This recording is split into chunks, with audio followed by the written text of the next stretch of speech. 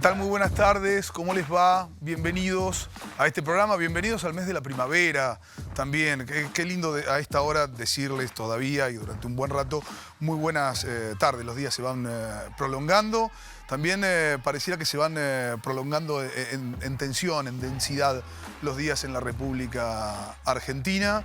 Se hace muy largo, casi difícil de pensar el camino a diciembre. Es lo que está pasando hora a hora en la República Argentina en estos días. De eso y de muchísimas cosas más vamos a estar hablando en el día de hoy en este programa que, como ustedes saben, los invitamos todos los lunes aquí en la televisión universitaria a esta suerte de noticiero del ámbito productivo, gremial, sindical, de toda nuestra región, de la provincia de Buenos Aires, de la República Argentina. Un programa que nos enorgullece enormemente hacer, que es producto de un gran equipo de personas que están detrás de cámara y también algunos que estamos delante de cámaras. ¿Cómo andás, Lautaro? Bienvenido. Bien, Gabriel, gracias. Buenas tardes a todos. A mí también me encanta que se acerque la primavera. Lo que no me gusta es cómo se extiende la agonía de uno de los sectores productivos que mayor valor agregado le aportan al Producto Nacional Bruto. Estamos hablando del sector automotriz y una mala noticia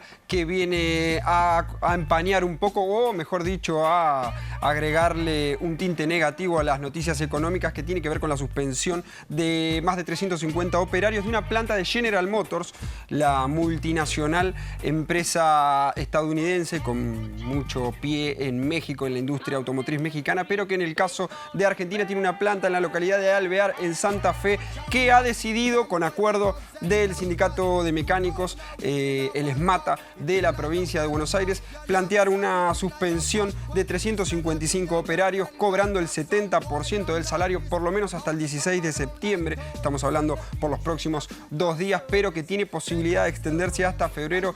Esto tiene que ver con la caída del sector automotriz, de la demanda, de la caída de la demanda interna, también de la caída del principal socio comercial de Argentina. Estamos hablando de Brasil, también bajo el signo de las políticas de ajuste y liberalización de Jair Bolsonaro. Lo cierto es que el sector automotriz sigue padeciendo la merma de la actividad económica y han llegado a un acuerdo provisorio esperando que el cambio de gobierno que se avisora a la luz del resultado electoral de la primaria del 11 de agosto pueda revertir la situación tanto en el mercado interno como en las relaciones bilaterales. Un dato que es interesante y que leí ayer y que tiene que ver justamente con la relación con Brasil es que el vicepresidente de Brasil salió a desautorizar, o al menos a bajarle el tono a los dichos de Bolsonaro respecto justamente de esa intromisión que hizo el excéntrico y bastante desagradable presidente de Brasil respecto justamente del triunfo en la PASO de Alberto Fernández.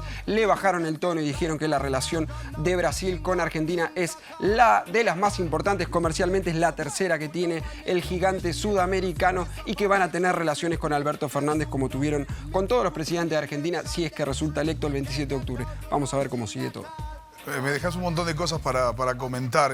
Esto último, lo de la recuperación, si se quiere, de cordura diplomática en términos de las relaciones internacionales entre la Argentina y Brasil, ambos para sí los principales socios comerciales.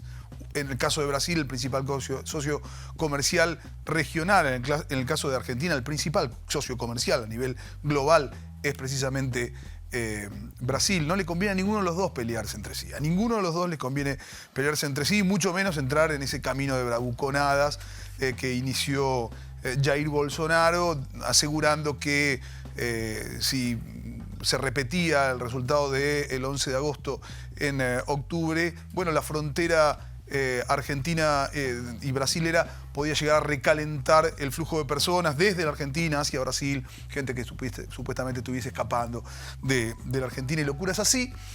De algún modo me parece que lo que hizo el vicepresidente brasilero es seguir en consonancia con ese comunicado que el Departamento de Estado estadounidense dio a conocer también en las últimas horas, de acuerdo a lo que leíamos hoy a la mañana en algún matutino porteño, después de una comunicación telefónica entre el presidente de la Nación, Mauricio Macri, y su par estadounidense, Donald Trump. Bueno, el Departamento de Estado, lo que vendría a ser la Cancillería de los Estados Unidos, dio a conocer un comunicado en el que decía que Estados Unidos iba a privilegiar la relación entre las dos naciones, más allá de cuál fuese, y que iba a respetar la decisión de su pueblo. Hablaba del soberano, del pueblo de la Argentina, fuese cual fuese el gobierno, ya fuese reelecto Mauricio Macri o fuese electa otra fuerza electoral, que se iba a privilegiar esa relación. Un poco de cordura está bien en las relaciones internacionales. Me parece que de algún modo eso fue lo que guió eso que comentó recién Lautaro a propósito de una noticia que preocupa y muchísimo, que es el alza de la desocupación en uno de los motores claves de la industria, en este caso de la industria argentina, pero que en cualquier lugar, ahí donde se hace presente, es fundamental. Estoy hablando de la industria automotriz. Algunos de los mejores salarios del sector industrial precisamente se pagan en la industria automotriz. Y la industria argentina tiene industria automotriz, algo que tienen muy pocos países, pero muy pocos países en el mundo. En serio, ¿eh? Ustedes saben, ¿alguna vez escucharon hablar de los autos egipcios? No, no hay. Son pocos los países a nivel global que tienen industria automotriz. Argentina la tiene desde hace muchísimos años y lamentablemente está atravesando un periodo verdaderamente muy, muy difícil. Vamos con otra noticia, Lautaro. Así es, porque otra de las actividades económicas que mayor riqueza generan en un país, en el caso del nuestro, fundamental, la principal empresa YPF, estamos hablando de la actividad petrolera, porque una noticia en consonancia con estos aires de cordura que empieza a recuperar nuestro castigado país, tiene que ver con cierta flexibilización que se prevé para el precio estipulado por decreto para el dólar, mejor dicho, para el petróleo en función del valor de dólar. Todos sabemos, el dólar tuvo un pico de 60 pesos por una unidad de la divisa estadounidense y los primeros que pusieron el grito en el cielo de manera conjunta son todos los actores de la actividad petrolera. Recordemos que muchas expectativas para el desarrollo futuro del país están puestas en vaca muerta,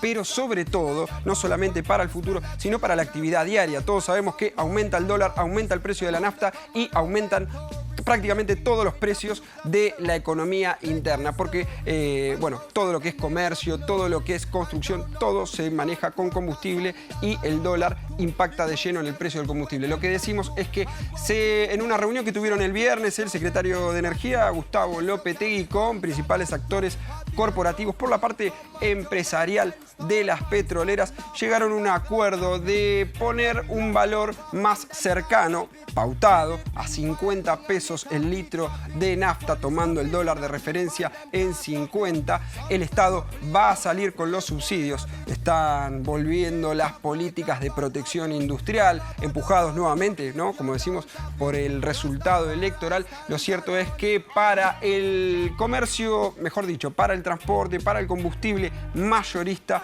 estamos hablando de comercio, estamos hablando de transportes de materiales, estamos hablando de transportes de cargas. Bueno, el precio del dólar, del litro de nafta, va a ser de 50 pesos y no de 45, y el que va a poner esa plata va a ser el Estado Nacional, como corresponde en todos los países como el nuestro, en vías de desarrollo, con un desarrollo intermedio, y eso va a representar una inversión en pesos de 1.500 millones de pesos para el Estado Nacional, que en buena hora va a poner un poco de equilibrio en un mercado que se va a ver claramente afectado, que se vio claramente afectado por todas y cada una de las devaluaciones que sucedieron hasta el momento. Bien, ahí está esa característica tan frecuente en el gobierno de Mauricio Macri de dar marcha atrás con lo que anunció hace instantes. Un poco de eso trata el comentario inicial del día de hoy, ¿no? Porque una característica que en algún momento se autocelebraba, y la claqué de prensa que supo tener Cambiemos desde hace mucho tiempo hasta hace un ratito, podríamos decir hasta el 11 de agosto a la noche, el lunes 12 de agosto. La verdad que el acompañamiento de los medios de prensa en concierto, por lo menos de la prensa hegemónica, fue una realidad. Y hasta solían festejar esas idas y vueltas, ¿no? Esa marcha atrás que cada 2x3 daba el gobierno de Cambiemos. Bueno, estos últimos días han sido muy prolíficos en cuanto a esas marchas atrás. Esto que comentaba recién Lautaro es una de ellas. Volver con una medida de algún modo proteccionista, un desacople de precios. Es eso, un desacople de precios internacionales con precios nacionales. ¿Quién se hace cargo del desacople de precios? Muchas veces el Estado, por ejemplo, cuando se subsidia energía para poder favorecer la producción, muchas otras veces aquellos sectores que tienen rentabilidad extraordinaria producto de determinadas situaciones, como fue en determinados momentos en la Argentina el sector agropecuario. Pero bueno, este gobierno se encargó de demonizar un montón de mecanismos de intervención del Estado que ahora no le queda otra que volver a poner en marcha. Demonizaron las retenciones. Ustedes, emanciparon la oposición política en el año 2008, demonizando un mecanismo que permite desacoplar los precios internos, los precios que pagamos nosotros, por ejemplo, no sé, del litro de aceite de girasol, de maíz o del kilo de pan, con lo que se paga en el mercado internacional.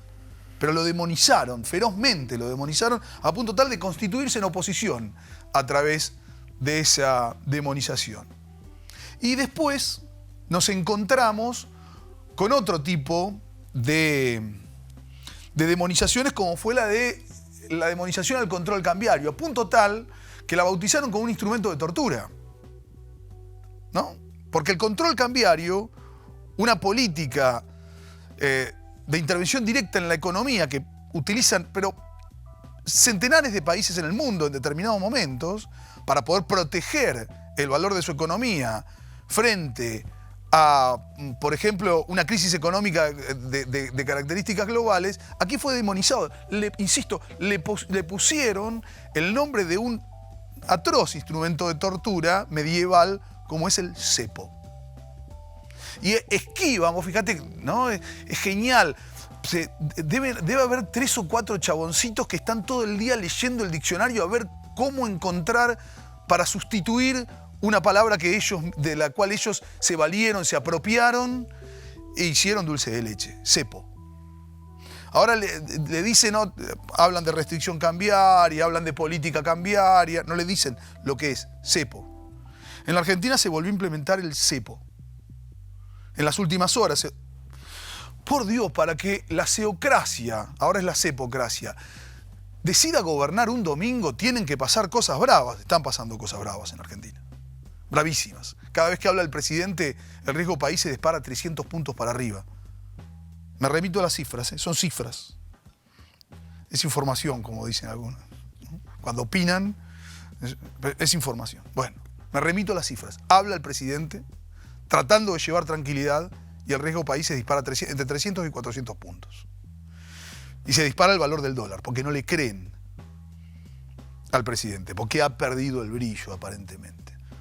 Porque bueno, como dijimos ya en varias oportunidades, ahora el presidente se lo ve desnudo y nos genera confianza, Ya no es gracioso cuando baila o ya ni baila, ya no es gracioso cuando balbucea, no genera confianza el presidente y tiene que volver a tomar medidas sobre cosas que había demonizado. Por ejemplo, muchos nos insistieron con que el gobierno anterior era sinónimo de default. Lo escucharon tantas veces. Bueno, declararon el default. Le pusieron, hasta a mí me cuesta todavía, me dedico a esto, vivo sobre esto todos los días, sobre la noticia. Reperfilamiento, ¿no? Así, reperfilamiento. No le quisieron decir default, pero es default. ¿Qué es default? Es demora, default. Es demora, es decir, mira, no te voy a pagar ahora porque no puedo. No puedo afrontar el compromiso. Y lo voy a defaultear, lo voy a demorar, reperfilar. Le dije, pero es default. ¿Qué defaultearon? Defaultearon un mecanismo que le habían ofrecido, que le ofrecían con muchísima publicidad a cualquiera. A los sectores, si querés, menos protegidos de la economía.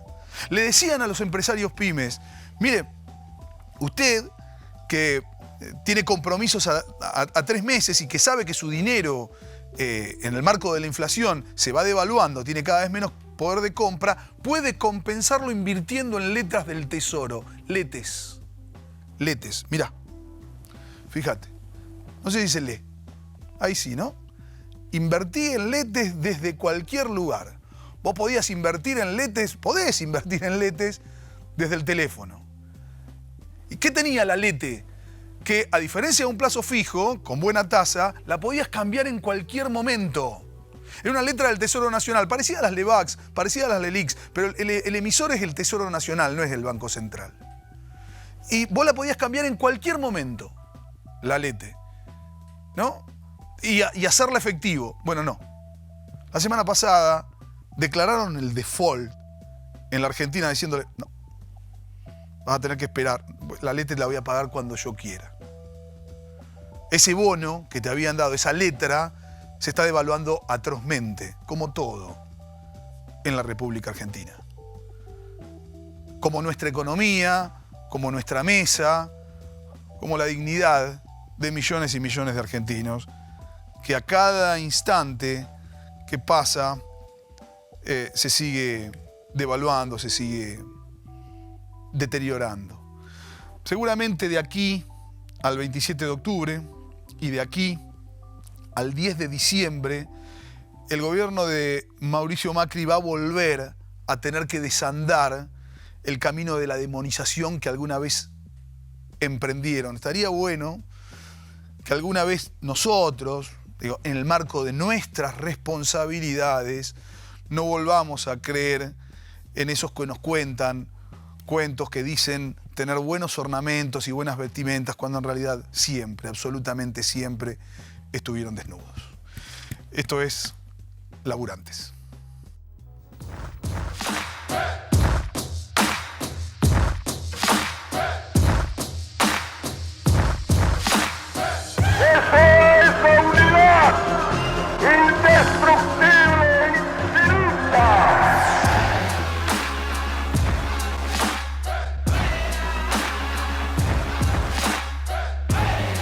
Gobernar es crear trabajo.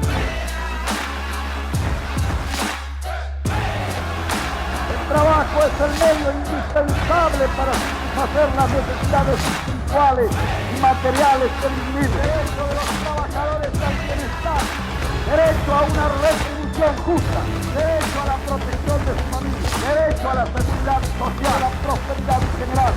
Y hay que el derecho de trabajar debe ser protegido por la sociedad.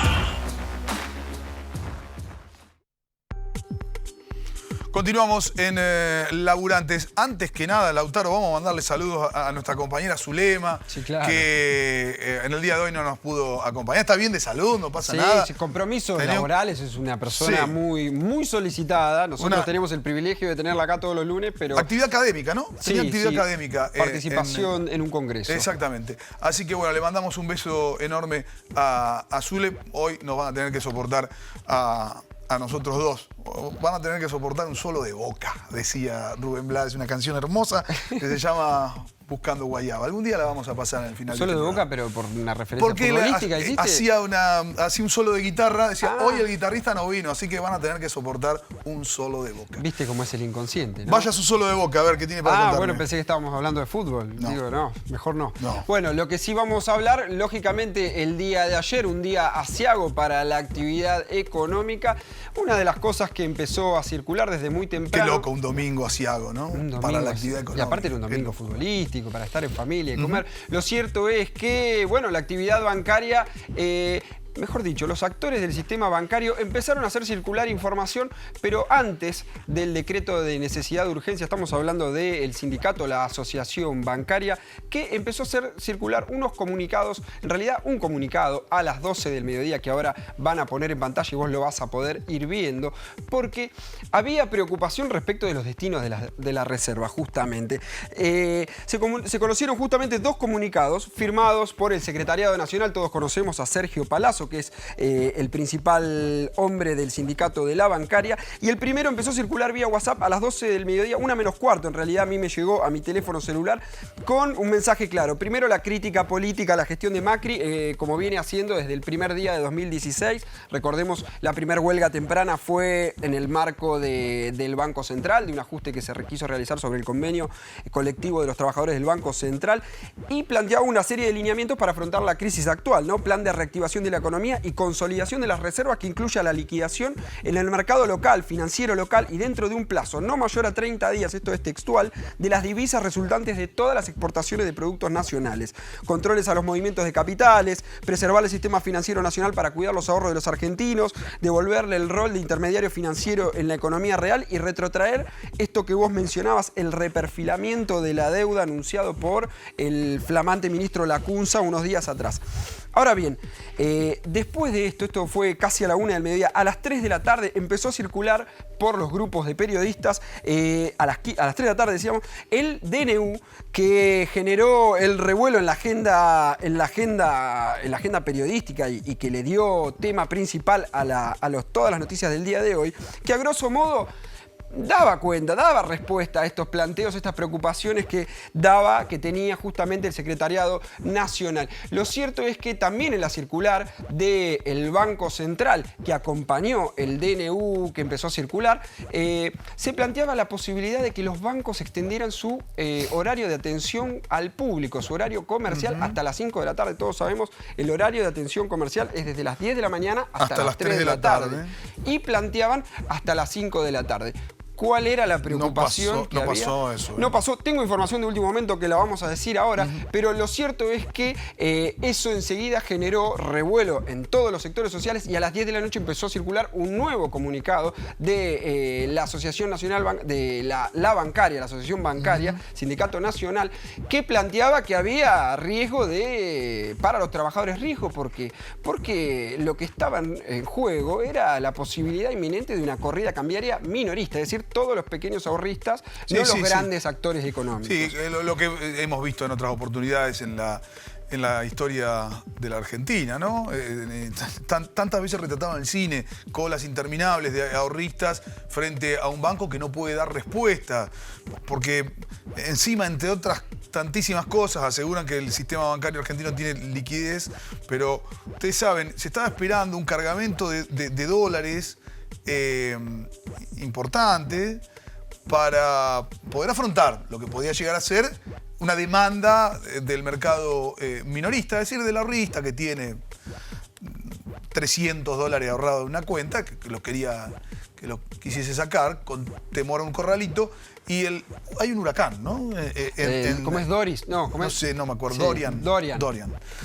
Y bueno, aparentemente impidió que ese cargamento volase desde una reserva de los Estados Unidos hasta la República Argentina. Vamos a escuchar al titular de la bancaria aquí Federico en la ciudad de La Plata, Federico Bach, lo que decía al respecto. Yo creo que son medidas que se deberían haber tomado. En realidad tenemos que tener claro que es el primer gobierno en Argentina que genera una deuda y genera el default de la misma deuda que genera. No había pasado en la historia de Argentina. No alcanzaron 4 años que ya estaba defaulteada. Esa desconfianza hace que el sistema no esté sólido y que la gente se quiera cubrir por lo que pasó incluso en el 2001. La realidad es que a nosotros nos cuesta mucho que operativamente todas las sucursales tengan el dinero en el mismo momento. Digamos, no apretamos un botón y la plata está, sino que se transporta en camiones de caudales. Son muchas sucursales y no se puede llegar en el mismo momento con el mismo camión a todas las sucursales a la misma hora. Ya arrancó complicada la medida cuando nos tomas un domingo sin plata en los bancos y empezando el lunes tratando de que llegue. Posibilitan a los bancos extender el horario 2 horas, no hay una decisión todavía, no tenemos una decisión de todos los bancos. Hay algunos bancos que ayer ya comunicaban que lo iban a hacer, sobre todo privados, otros que no. Es una medida que viene a tranquilizar el mercado después de declarar un default en la semana pasada y un cepo el mismo domingo, con lo cual la desconfianza creo que se extiende cada vez más a los depositantes. La semana pasada ya fue complicada el jueves y el viernes, sobre todo el viernes fue muy complicada la atención. Los bancos quedaron casi sin efectivo, digamos, para poder pagar. se ha atendido casi hasta las 6 de la tarde, cerrando a las 3. Hoy esperamos que si se cierra a las 5 se esté hasta muy tarde en los lugares donde haya plata para pagar. En algunos bancos privados la semana pasada llegaba hasta el día martes la lista de espera. Ya estaba agotado el pase de fondo del día lunes, digamos la cantidad que pueden entregar, y estaban haciendo un listado para el día martes, con lo cual ya estaba complicada la medida, esto lo agrava creo que mucho más. Si nosotros vamos a mantener las sucursales abiertas y con la psicosis que generan todas estas medidas que se vienen tomando y no vamos a poder pagar efectivamente porque no tenemos el dinero, va a ser mucho más compleja la situación con la clientela. Obviamente no vamos a permitir que ningún trabajador haga extensión horaria sin el pago correspondiente, y por otro lado vamos a garantizar que las medidas de seguridad se cumplan. Y ante el primer problema vamos a cerrar la sucursal que tengamos que cerrar y a sacar a los compañeros del lugar.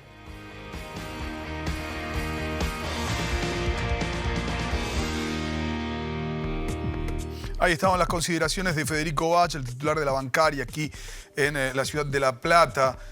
Lautaro, ¿qué cantidad de dinero se sacó el día viernes? Solamente el día viernes. De la casa matriz del Banco Provincia, la que está en 746 y 47. A una cuadrita acá de nuestro A una estudio. cuadrita del canal, 5 millones de dólares, pequeños ahorristas estamos hablando, solamente el viernes. O sea, volver a subrayar lo que decía Federico Bach. A ver, el dinero no es que está con un botón, apretás un botón y aparece. Se tiene que trasladar, eso es logística. No se puede dar respuesta a una demanda tan grande en un escenario de incertidumbre y casi podría decir de psicosis ante la desregulación, o mejor dicho, el abrupto retorno de la regulación, por más bienaventurada que sea para... El descalabro. La Argentina desde hace mucho tiempo a la fecha ha provocado un terrible descalabro.